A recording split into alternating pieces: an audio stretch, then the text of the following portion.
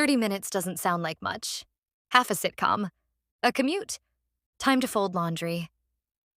But there was a day when 30 minutes felt like the distance between having a marriage and losing one. And I lost. Because I thought I had 30 more minutes. I was wrong. People think disaster announces itself. It doesn't. It arrives disguised as bad timing. An early return. A wrong turn. A schedule shifting by half an hour. And suddenly the life you were balancing on lies gives way.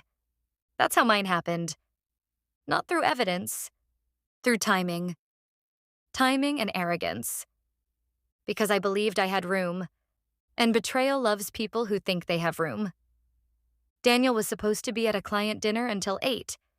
It was 5:30. I remember checking the oven clock. Then my phone.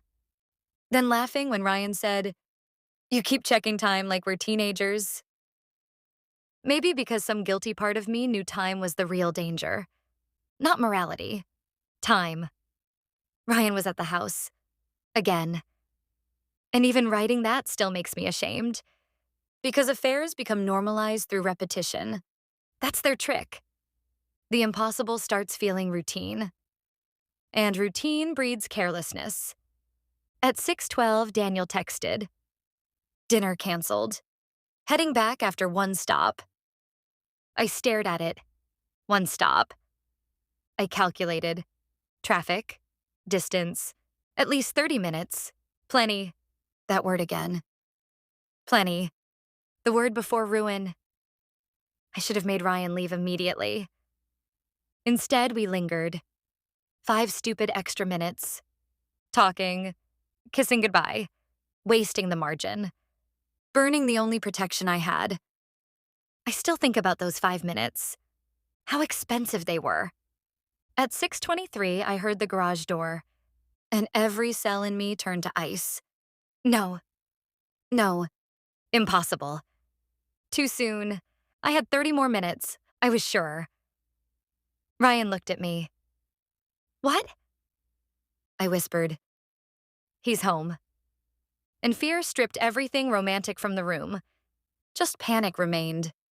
Raw, ugly. Ryan grabbed his shoes.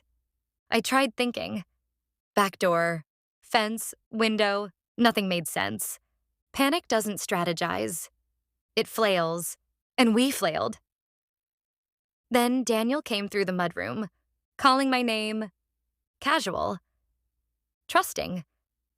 The sound nearly broke me, because he had no idea the world he thought he was entering had already split.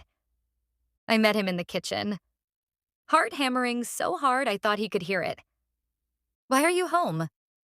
I actually asked that. Too sharp. Too startled. He frowned. Forgot my laptop bag at the office, turned around, meeting canceled.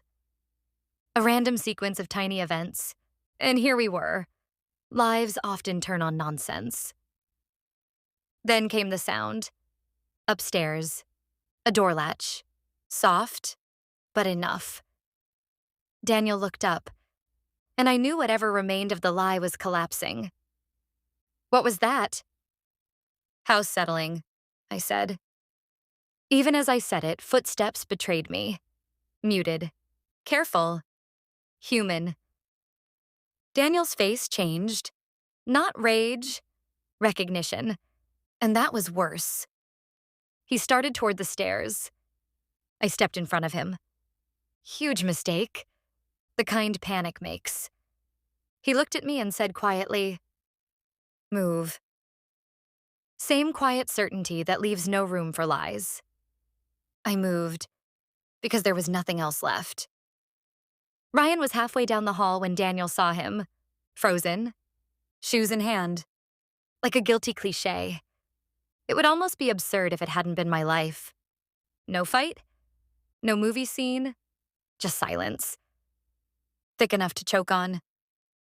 Then Daniel said to Ryan, "Get out." Ryan did. Without heroics, without defending me, and somehow that made everything smaller, more pathetic. When the door shut behind Ryan, Daniel turned to me and asked, "How many times have you counted on having more time?" That question gutted me. because it understood everything. Not this incident. The whole architecture of deceit. I confessed. Months. Ryan. The affair. The house. Words spilling into a room that felt colder every second. Daniel listened, which was unbearable. I almost wished he'd yell. Silence can condemn harder. Then he said, I came home early because I wanted to surprise you. And there it was. The knife. Because betrayal sharpened by kindness cuts deeper. I started sobbing, saying sorry. That frantic, useless flood. He asked only one more thing. If traffic had delayed me 30 minutes, would I still know nothing? And I couldn't answer. Because yes was the truth, and truth can be vicious. He packed that night, quiet, almost methodical. At the door, he paused, then said, You weren't wrong about 30 minutes. That's exactly how long our marriage had left. And left. I still hear that sentence. Ryan texted later, Are you okay?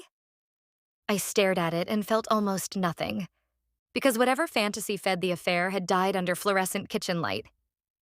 Reality killed it. The divorce moved fast.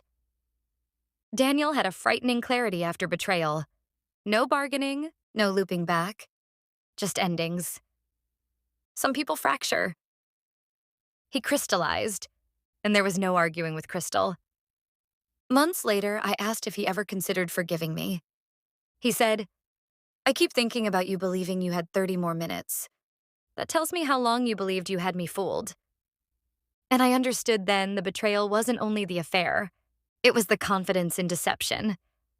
That wounded him too. Years later, I panic when plans change unexpectedly, even innocent changes. Someone early, a knock at the door, an arrival before expected. Because my body still remembers what sudden timing can do. People think marriages die from huge betrayals. Sometimes they die because someone miscalculated a half hour, because 5 extra minutes seemed harmless, because a garage door opened too soon, because arrogance assumed margin. And there was none. What stays with me isn't being caught. It's the moment I heard the garage door and thought, impossible. I had 30 more minutes. That was the instant illusion ended. Everything after was just fallout. He didn't solve clues. He didn't suspect for months. He simply came home early. And I learned a life can come undone not through dramatic exposure, but through 30 stolen minutes that never really existed.